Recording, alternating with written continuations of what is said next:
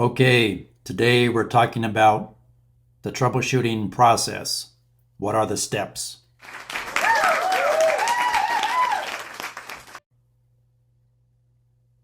So first, let's define what is troubleshooting.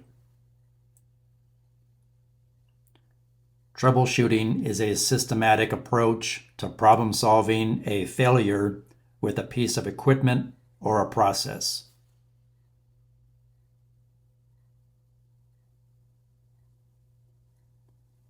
So what are the troubleshooting steps? Number one, let's define the problem. For example, my car won't start.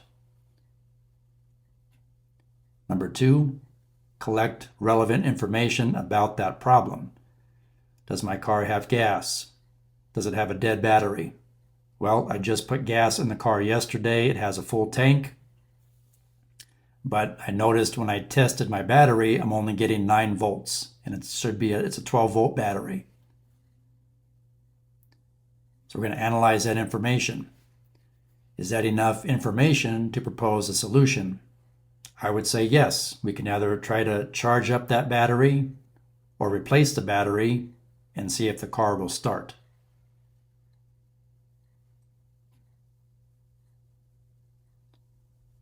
So we're going to test that solution by replacing the battery. Did the new battery fix the problem? Yes. Woo! So we implemented that solution.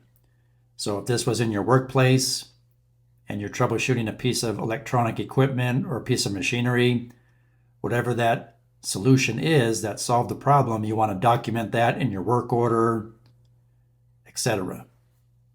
Now, if I replaced the battery in my car and it did not fix the problem, my car still will not start,